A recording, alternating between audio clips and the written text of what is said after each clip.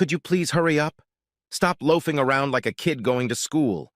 At this rate, we're going to be late, and believe me, you'll regret it if I'm late for this trip. You won't like me when I'm furious." Was that the news? I sighed, struggling to hold on to 3 heavy-wheeled suitcases and heading in the same general direction we were walking down the promenade. We had a good 30 minutes before the gangway would be raised. The new Tower Harbor, protruding into the Thames, was a new pier built specifically for cruise ships. We still had a long way to go, but at any rate it wasn't 30 minutes. "I'm trying my best," I muttered. "Just do it. Don't try, just do it." She misquoted the meme again. She was trying to be on the same page as the teens and keep up with modern, or at least slightly recent memes, but she wasn't very good at it. No, for me right now, don't try sounds like a good option," I said calmly. "I could use a rest." She stopped, straightened to her full 5'2" height, and took a deep breath. That was always interesting, as it pushed her already impressive breasts even further apart. Passers-by noticeably slowed their step to appreciate the view. Some of them stopped completely. Mrs. Keeley Gateshill, my wife, was a miniature Venus with a Mother Earth figure. Artists in primitive cultures would have fought each other to the last stone for the privilege of sculpting her. Admittedly, the sculpture would probably look like a lumpy plasticine model of the Michelin Man from a tire commercial. And my wife was much more attractive, but the size of her breasts would probably be proportionate. Her pale blue eyes flashed. "William Gateshill, you know how much this trip means to me, and I'm not going to let you sabotage it at the last minute just because you're cranky."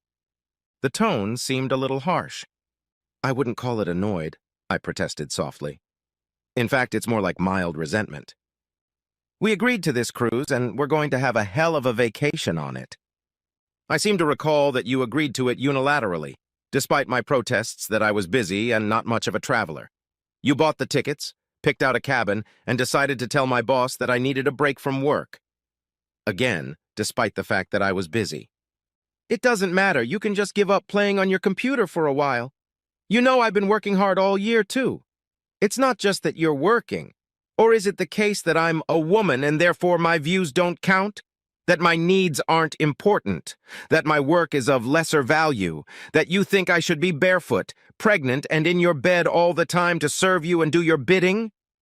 Now she was shifting into her abrupt dwarf step. I thought about what she had said. "Can we talk a little more about your servicing me?" I wondered. That sounds like a nice thing to say.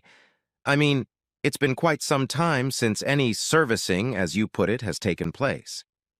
Am I just a walking prostitute to you? What the hell is going on with you? Life isn't just sex, sex, and more sex. Is that all you think about? No, honey, most of the time I just think about having sex. More sex would require quite a bit of imagination, I commented thoughtfully. That was quite a long time ago, and even then it was almost a local remake of The Grudge, without any hair on my head. I was only partially glad for that. I didn't like mouth hair, but I didn't mind it when we were first married 7 years ago. She had a gorgeous blonde mane that we both loved for me to hold on to when we made love doggy style. Then that hair became too unfashionable for her job, and that was it. One day, shortly after she started working for an architectural firm as an office manager, that gorgeous golden waterfall was replaced with a stylish business short haircut, and without any warning. I didn't really like her short haircut, but I knew better than to say so. If I wanted to start World War III, it would be easier to just point out that the short, tight skirts of the business suits she was carefully selecting online at the same time made her ass look fat. I pulled my phone out of my pocket and looked at the time. 25 minutes left. Great. We were definitely on schedule. Keeley saw me looking at my phone and turned to leave. "Wait," I called out. "I want to take a picture of you at the beginning of the trip." The view was quite picturesque. She was standing under a large, arched sign welcoming people to the pier, looking charming in her sky-blue dress, her lovely face shadowed by a large, wide-brimmed straw hat, her red and white ribbon fluttering softly in the wind. Behind her was the liner we were to board. "Hurry up!" she exhorted as I took 5 shots of her, 4 of which she covered her face with her hand, trying to prevent an errant marshmallow from trying to steal her hat and escape. Her skirt pulled up slightly, exposing her slender thighs, and I sighed. I would miss being between them. On the other hand, not being between them had become the norm, and the fact that I hadn't had sex was unpleasant. I hoped this cruise would change that. She glanced at the watch on her wrist, the expensive one she'd bought online as my birthday present to her 2 weeks ago, right after she'd chosen and paid for this cruise. She was lucky she did, as I didn't buy her anything at all. I was in a bit of an annoyance at the time. "Come on!" she shouted. I glanced at my phone. Another 5 minutes had passed. 20 minutes before the gangway planks would be pulled into the ship. Perfect timing. "Coming, honey?" I echoed as she grabbed her purse, and I gathered the 3 suitcases together by the handles. As we approached the nearest gangway, my phone rang. I stopped and pressed the button. "Oh, I love you, Jim," came Keely's voice, loud and clear. My wife froze and turned to look at me. "What the fuck?" I said, stepping away from the ship to the other side of the wide pier, as if trying to make out the screen of my phone next to another large sign erected by the developers who had built the pier to broadcast a somewhat dubious message of how wonderful this new addition to the Port of London was. "Thank you for using it." The ad campaign turned into a meme. "Wait!" I shouted to Keely. I heard her high heels clack behind me as I approached the edge. "Is that you, Keely?" I called out, pointing at the screen, pulling her closer to me. "What the hell are you doing with your boss?" "Wait!" she called out. "What the hell is this?" I turned my back to her as she reached for my phone, trying to snatch it out of my hand. She stepped around me, trying to get a closer look while I continued to turn around. I then tilted the phone so she couldn't see that the screen was blank. That wasn't really necessary. The volume was on high, and her words left almost no room for imagination. "Oh, yes, yes! Harder, Jim! Oh, yes, that's it! More, oh! You're such a nasty little bitch." She didn't say that. That would be weird. I didn't say it either, although I could have, with good reason. That was the voice of James McLaughlin, the chief architect of her firm. In my opinion, he was a total jerk who saw himself as the Frank Lloyd Wright of the new century and dressed in collarless jackets with purple ties that matched his overly tight pants to show off his bold originality. A more appropriate nickname for him would have been the Chewing Jerk. He even considered himself right enough to make her swear to be faithful to him by cutting me off from the bed completely.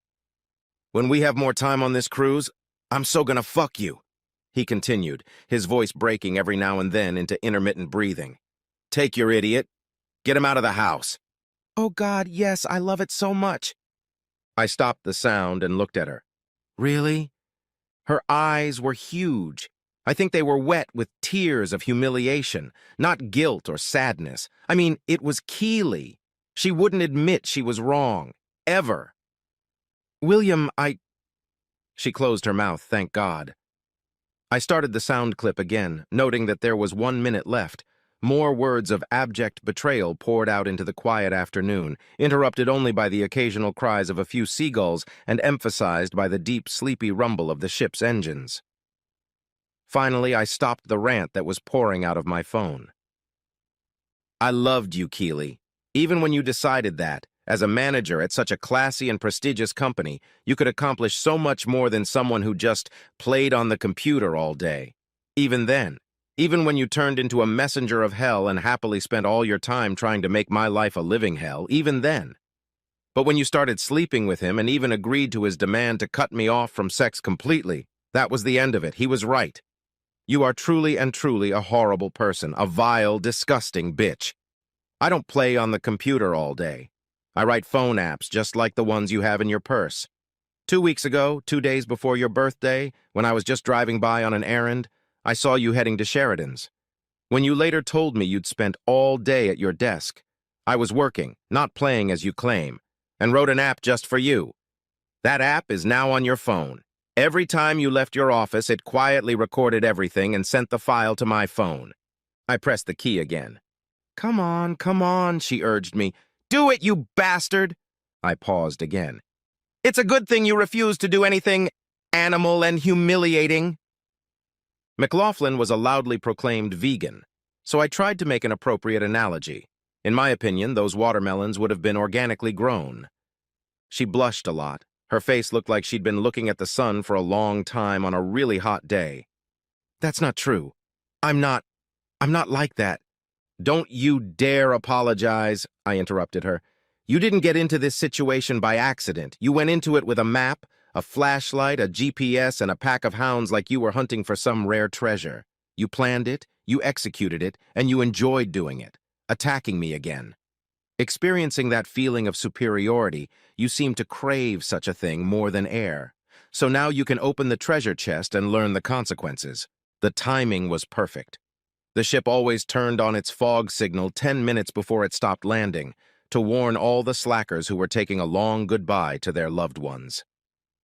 When everyone automatically looked at the horn at the top of the ship when the noise started to get loud, I gave her a little nudge at the hip.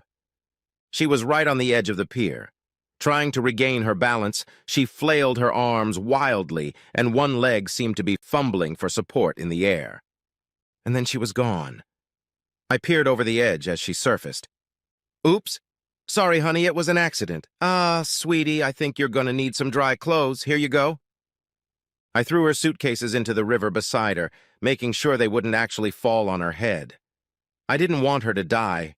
That desire had faded, though it had been huge when the app sent that first sound file. Now I just wanted her gone. I wasn't worried about her drowning. She had a third-degree water safety award hidden somewhere in the house we were renting. To get it, you have to swim a quarter-kilometer, fully clothed. She also had her own built-in flotation device on her chest. She could easily make it safely to shore and even run back to the ship. But she couldn't do it in 10 minutes. I waved my little finger at her and smiled widely as she coughed and broke out into curses at me. Whistling to myself, I grabbed my suitcase and quickly ran to the gangway.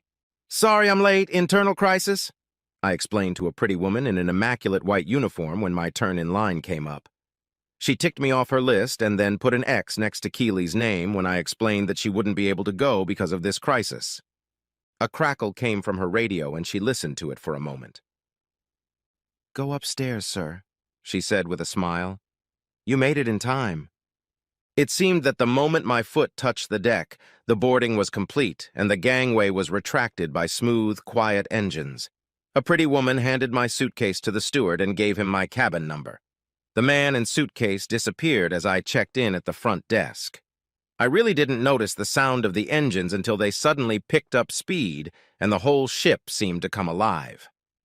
I walked up to the observation deck and looked back at the wet figure limping along the promenade without one shoe, with her purse dragging on the floor behind her, to where the ship had been just a few minutes ago. I pulled out my phone, zoomed in, and took a few pictures of her. It was a pleasant memory. The other passengers were pointing fingers and laughing, making up scenarios amongst themselves to explain Keely's appearance. I waved at her one last time.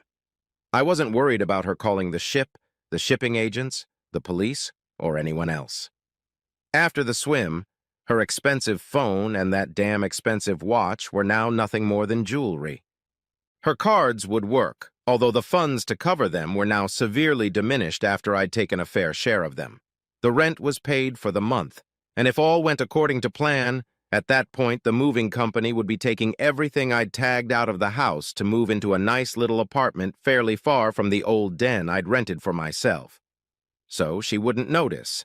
I marked everything I wanted with a black light pen, and the movers knew to just turn on all the lights in the house, and those marks would be clearly visible.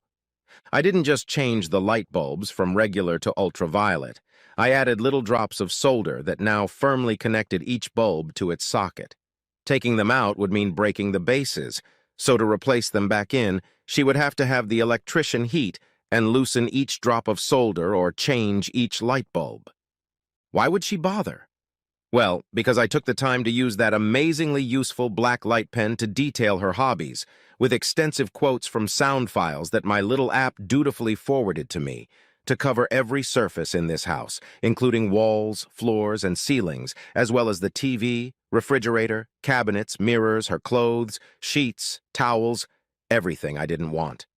The movers were going to have fun reading her cheating history. It was permanent ink, so every night she'd spend there, unless she was sitting in the dark, she'd face the fact that she'd been caught, that she wasn't some superior being who deserved to be on top. She was just another cheating whore who couldn't control her sense of entitlement or keep her legs together. That would drive her crazy. So she'd either have to scrub everything down with special soap, a long, messy job that wouldn't work with fabrics, or take care of repainting the whole place, as well as dealing with the lighting. It wouldn't take her long to do that, but as long as those words were there, constantly in front of her eyes, accusing her, it would drive her crazy. My little revenge. I waved one last time as the ship turned east to leave the mouth of the river and sighed. Now I had to track down Mrs. McLaughlin and give her the copies of the sound files I had promised her. She had been most interested in them when I had called her a week ago to explain the situation our spouses had put us in, and in return she had promised me anything I wanted from her on the cruise, whether her husband was around or not, which was a very interesting prospect. I had no idea what she looked like, but her husband wasn't the kind of man who could have an ugly wife. Besides, she seemed surprisingly intelligent in her rage against her cheating spouse, and with her consent, I was going to have her all week, regardless of what she looked like. After all, he had forced my wife to leave me, so I was going to make sure he experienced my full measure of revenge. It was going to be a very interesting week, and maybe even a great one. I cast one last glance at the slumped figure on the embankment. "You ruined our lives," I whispered. "You fucked him up. You fucked me up. You just fucked it up. You made me leave you, my love. That's why I made you leave all of this, Keeley. I set myself free.